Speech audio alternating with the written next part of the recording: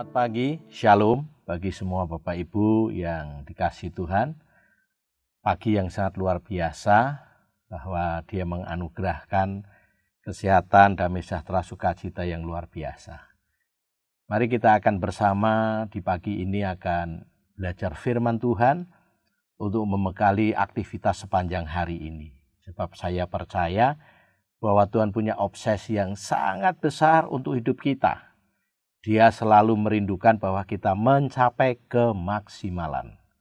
Karena itu sebelum firman Tuhan saya sampaikan, kita akan berdoa bersama. Bapa di dalam sorga, pagi yang luar biasa, bahkan Kau menciptakan hari yang baru. Di dalamnya ada anugerah, kasih setia Tuhan, bahkan rahmat-Mu selalu baru setiap pagi, dan kasih setia Tuhan selalu dicurahkan bagi setiap kami orang-orang percaya. Kamilah anak-anak-Mu, putra-putri kesayangan-Mu, sehingga segala sesuatu yang Engkau siapkan di hari ini, Engkau akan curahkan atas hidup kami. Berkat akan terus melimpah secara nyata bagi setiap pribadi yang pagi ini berdoa bersama-sama. Di dalam nama Tuhan Yesus. Haleluya. Amin.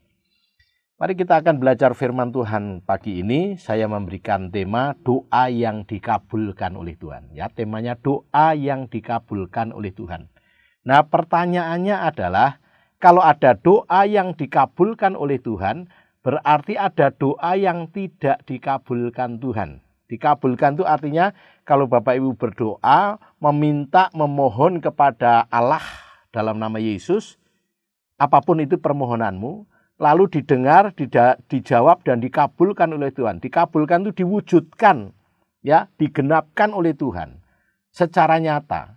Itu nama dikabulkan. Sehingga Anda pasti akan bersukacita. Nah, kita akan melihat dulu doa yang tidak dikabulkan. Apa penyebabnya? Kok tidak dikabulkan oleh Tuhan?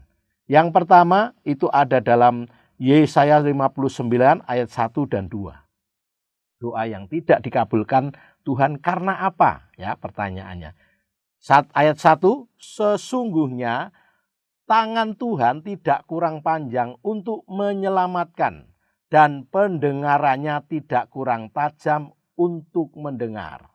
Ayat 2, tetapi yang merupakan pemisah antara kamu dan Allahmu ialah segala kejahatanmu, dan yang membuat dia menyembunyikan diri terhadap kamu sehingga ia tidak mendengar ialah segala dosamu.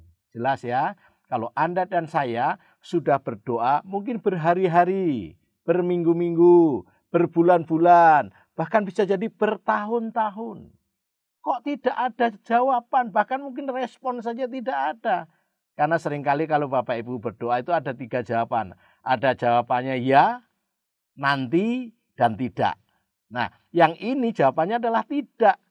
Karena apa? Kok tangan Tuhan yang mampu menjangkau Anda dan saya, tapi menjadi tidak sampai tangan Tuhan. Tidak ada kesanggupan sepertinya bagi Tuhan. Bahkan telinganya yang begitu tajam. Mungkin Anda tidak sampai berteriak, cuman batin saja di hatimu berpikir ataupun mempunyai kerinduan, keinginan untuk meminta sesuatu, belum sampai terucap, Tuhan itu sudah mendengar. Begitu tajam pendengarannya. Kalau orang Jawa bilang telinga Tuhan itu tengen. Ya, begitu mudah dan cepat bisa mendengar. Tapi kok Tuhan tidak bisa mendengar dari apa yang Anda dan saya doakan? Ternyata ada penyebabnya. Tetapi yang merupakan pemisah antara kamu dan Allahmu ialah segala kejahatanmu. Jadi Anda akan jadi terpisah jauh dengan Tuhan. Bahkan yang membuat dia menyembunyikan diri, Tuhan sampai sembunyi.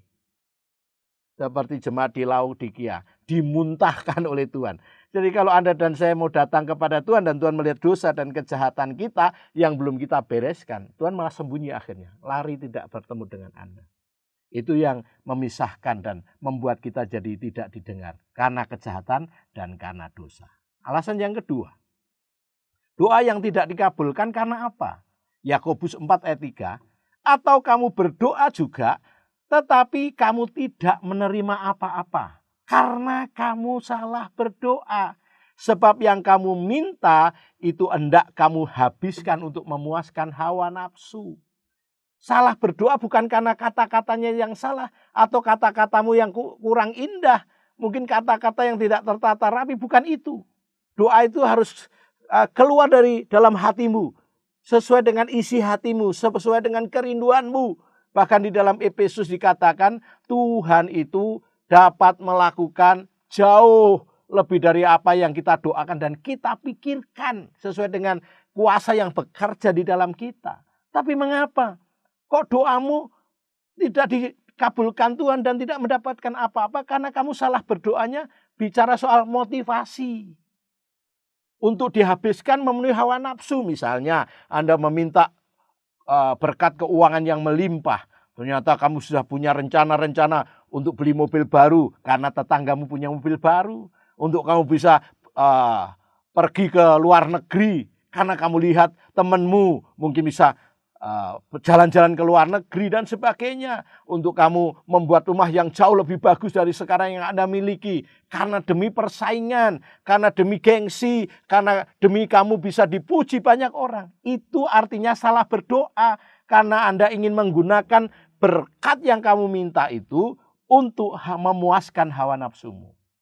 Alasan yang ketiga, mengapa doa tidak dikabulkan? Atau karena apa kok doamu tidak dijawab bahkan dikabulkan Tuhan? Matius 17 ayat 18 sampai 20. Dengan keras Yesus menegur dia. Lalu keluarlah setan itu daripadanya. Dan anak itu pun sembuh seketika itu juga. Kemudian murid-murid Yesus datang dan ketika mereka sendirian dengan dia, bertanyalah mereka, mengapa kami tidak dapat mengusir setan itu? Iya, Yesus berkata kepada mereka, pada murid-murid, karena kamu kurang percaya. Sebab aku berkata kepadamu sesungguhnya sekiranya kamu mempunyai iman sebesar biji sesawi saja, kamu dapat berkata kepada gunung ini, pindah dari tempat ini ke sana.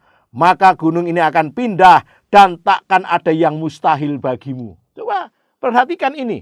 Ini peristiwa di mana ada seorang anak yang sakit ayan karena dirasuk setan. Dan bapaknya membawa kepada murid-murid Yesus. Waktu itu Tuhan Yesus sedang berada di tempat yang lain, tidak bersama dengan mereka, sedang berdoa. Sendirian Tuhan Yesus dan murid-murid coba mengusir setan dalam diri anak itu. Tapi setan tidak mau keluar. Lalu kemudian setelah Yesus datang, setan ditegur dengan keras dan kemudian diusir keluar dari anak itu sembuh. Lalu murid-murid heran, kenapa waktu kami mendoakan dia kok tidak, setan tidak mau keluar? Karena apa? Yesus berkata, karena kurang percaya, bimbang hatinya. Bisa enggak ya saya mengusir setan? Siapa saya? Saya tidak punya ilmu seperti orang lain. Ini bukan ilmu, ini adalah kuasa yang datangnya dari Tuhan. Bukankah Yesus berkata tanda-tanda ini akan menyertai orang percaya kepadaku? Mereka akan mengusir setan-setan demi namaku, kata Yesus. Tapi karena mereka bimbang, kurang percaya, makanya tidak bisa. Lalu Yesus ngomong, kalau kamu punya iman sebesar biji sesawi saja, kamu tidak bimbang, kamu percaya, kamu bisa berkata kepada gunung ini, beranjaklah dan pergi dari sini ke sana. Maka itu akan terjadi dan tidak ada yang mustahil bagimu. Ternyata selain tidak ada yang mustahil bagi Tuhan, tidak ada yang mustahil bagi kita yang percaya. Namun kalau Anda tidak percaya, kamu tidak akan pernah mendapati doamu dikabulkan Tuhan.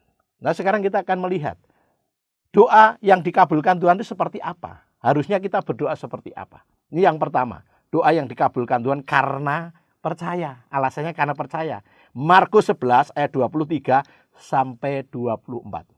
Aku berkata kepadamu, sesungguhnya barang siapa berkata kepada gunung ini, beranjaklah dan tercampaklah ke dalam laut, asal tidak bimbang hatinya, tetapi percaya bahwa apa yang dikatakannya itu akan terjadi, maka hal itu akan terjadi baginya. Perhatikan ini.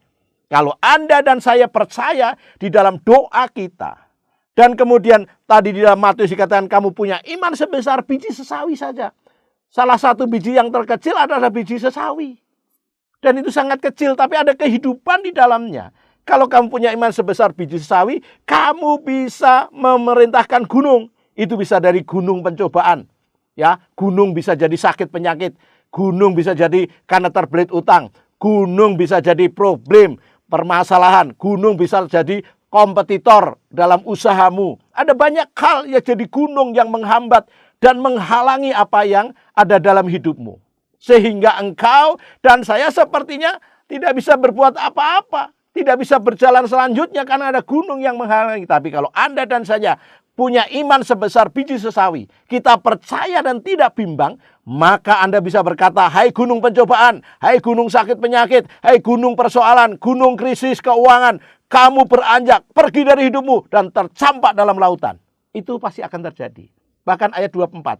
Karena itu aku berkata kepadamu, apa saja yang kamu minta dan doakan, percayalah bahwa kamu telah menerimanya, maka hal itu akan diberikannya kepadamu. Ayat ini agak sulit dipahami. Dulu saya sudah bertanya beberapa guru saya di sekolah Alkitab, dosen saya di sekolah teologi, tapi tidak ada yang bisa menjelaskan secara gamblang. Karena Yesus berkata, apa saja yang kamu minta dan doakan, percayalah bahwa kamu telah menerimanya, maka hal itu akan diberikannya kepadamu. Kalau telah menerimanya, itu kan saya minta sesuatu kepada Bapak Ibu, dan kemudian Bapak Ibu berkata begini, ini Pak Joko, dan saya telah menerimanya. Itu kan sepertinya barang sudah ada di tangan saya. Tapi ada kata yang berkata, maka hal itu akan diberikannya kepadamu. Ternyata telah menerimanya itu belum secara letterlik, kenyataan. Tapi itu di dalam iman. Jadi kamu dan saya telah menerima dalam iman. Punya keyakinan bahwa apa yang saya minta Tuhan sudah berikan. Kalau Anda sakit, aku sudah disembuhkan. Kalau Anda rugi, Anda berkata, aku sudah mengalami keberuntungan. Kalau Anda kalah, engkau berkata, aku adalah lebih daripada pemenang. Aku adalah pahlawan karena bersama dengan Tuhan. Itu iman. Itu bahasa percaya kepada Tuhan. Itu yang pertama, doa yang dikabulkan. Yang kedua, kita lihat dikabulkan Tuhan karena sepakat. Matius pasal 18 ayat 19. Dan lagi aku berkata kepadamu, jika dua orang daripadamu di dunia ini sepakat meminta apapun juga, permintaan mereka itu akan dikabulkan oleh Bapakku yang di surga. Yang kedua ini, kalau ada dua orang yang sepakat meminta apapun, sepakat itu juga bahasa yang lain mufakat. Sehati, sepikir, satu tujuan, ya, seia sekata, itu sepakat, itu mufakat. Sehingga kalau Anda dan saya sepakat, mufakat, meminta sesuatu di hadapan Tuhan, maka Tuhan akan kabulkan. Ini pasti suami istri yang memungkinkan untuk selalu berusaha untuk sepakat karena dua orang. Hingga apa yang Anda doakan, Anda minta, akan dikabulkan. Makanya sebelum berdoa, Anda, Bapak Ibu, suami istri, atau anak dengan orang tua, ngobrol dulu, berunding. Apa yang Anda mau minta? Kami pernah berdoa untuk meminta sebuah mobil dengan Bu Moi. Tapi kemudian sudah 2 tahun, kami kok tidak dapat apa-apa. Lalu saya berdoa, Tuhan, apa yang salah dengan kami? Kami sudah memohon kepadamu sebuah mobil karena kami butuh pelayanan itu di awal-awal pernikahan kami. Tapi Tuhan berkata, ada masalah dengan kalian. Apa Tuhan? Karena kamu tidak sepakat dengan istrimu. Masalah apa yang tidak sepakat? Tuhan berkata masalah warna mobilnya. Istrimu suka warna hijau, kamu ngotot warna merah. Kalau kamu ingin menyukakan istrimu, kamu sepakat dan kamu ngalah. Dan kamu berkata, oke, dengan warna hijau kita akan berdoa. Akhirnya saya minta ampun sama istri saya dan kemudian saya berkata, yang kita akan sepakat masalah warna. Berarti apa? Warna hijau. Oke, kami sepakat berdoa. Tadinya tidak sepakat 2 tahun tidak dapat mobil. Tapi waktu kami sepakat, hanya 2 minggu kemudian kami dapat mobil baru. Bapak Ibu saudara sekalian, karena kesepakatan, doa dikabulkan oleh Bapak. Alasan yang ketiga, doa dikabulkan Tuhan karena tinggal di dalam Yesus. Yohanes 15 ayat 7. Jikalau kamu tinggal di dalam aku dan firman-Ku tinggal di dalam kamu, mintalah apa saja yang kamu kehendaki dan kamu akan menerimanya. Tinggal di dalam Yesus dan firman-Nya tinggal di dalam kamu. Ya, kata firman-Nya tinggal di dalam. Kalau Anda dan saya tinggal di dalam Yesus, berarti Anda dan saya orang percaya yang telah menerima Yesus sebagai Tuhan dan Juru Selamat. Ya, itu artinya lahir baru di dalam Dia. Tapi tidak hanya tinggal di dalam Yesus, tapi firman Tuhan ajar tinggal di dalam kita. Ada salah satu murid dari 12 murid Yesus tinggal di dalam Yesus, tapi dia tidak firman-Nya tidak tinggal di dalam dia. Siapa itu? Yudas Iskariot. Makanya di kemudian hari dia mengkhianati Yesus. Nah, tinggal di dalam Yesus dan firman-Nya tinggal di dalam kita, itu seperti apa? Kalau Anda dan saya sedang minum kopi misalnya, ya, minuman kopi, lalu Anda memasukkan batu yang bersih, ya, dicuci bersih, kemudian waktu Anda jilat pasti rasanya batu itu rasa kopi, tapi lama-lama hilang. Karena apa? Batu itu tidak bisa menyerap kopi di dalamnya, tapi hanya di permukaan. Tapi kalau ada roti, mari regal atau roti apa saja, roti tawar Anda masukkan ke dalam kopi beberapa detik dan kemudian Anda angkat dan makan, itu ada rotinya juga rasa kopi. Itu artinya firman-Ku tinggal di dalam kamu. Dan kalau itu terjadi dalam hidup Anda dan saya, maka Tuhan berkata, mintalah apa saja yang kamu kehendaki. Wah, keren banget. Itu bukan lagi meminta kehendak sesuai kehendak, tapi apa yang kamu kehendaki, apa yang kamu rindukan, inginkan, butuhkan, Bapa akan mengabulkannya. Di situ dikatakan, dan kamu akan menerimanya. Kok kehendakmu dan kehendakku bisa dikabulkan oleh Tuhan? Karena sudah cocok. Firman Tuhan telah jadi daging nyata dalam hidup kita. Sehingga kita minta apa saja, itu selalu sinkron dengan keinginan Tuhan. Selalu sesuai dengan kehendaknya. Maka pasti akan dikabulkan. Terima kasih untuk Bapak Ibu Saudara sekalian sudah mendengar firman.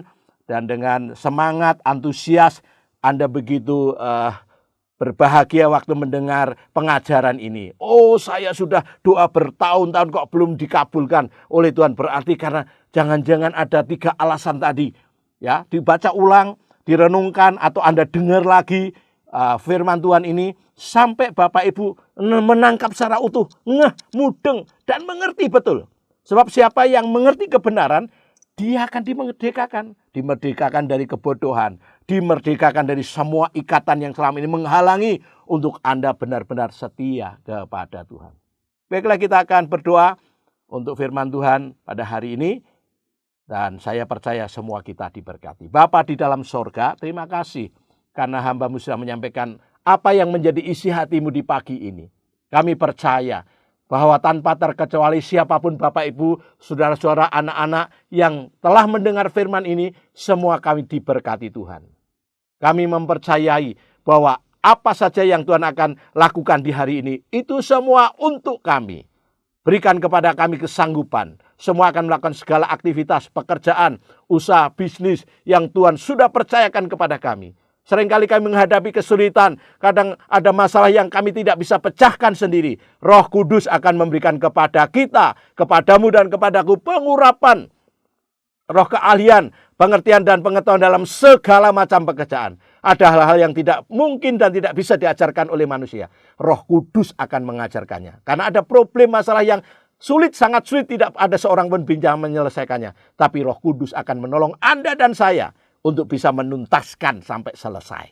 Terima kasih, meteraikan firman-Mu dalam setiap hati kami, supaya kami berjalan di dalamnya, dan didapati kami menjadi pendengar dan pelaku firman yang setia. GKMI Kenari Kudus, dan semua bersama dengan gembala majelis, serta pengurus gereja, tanpa terkecuali, dari gereja anak atau sekolah minggu, anak remaja, pemuda, dewasa muda, orang dewasa, dan lansia, semua engkau diberkati Tuhan. Dengan kesehatan, kekuatan, dengan damai sejahtera, keberhasilan, berkat keuangan, ekonomi yang makmur, dan semuanya engkau akan nikmati dengan limpahnya. Di dalam nama Tuhan Yesus, kami mengucap syukur dan berdoa, sama-sama kita katakan, amin.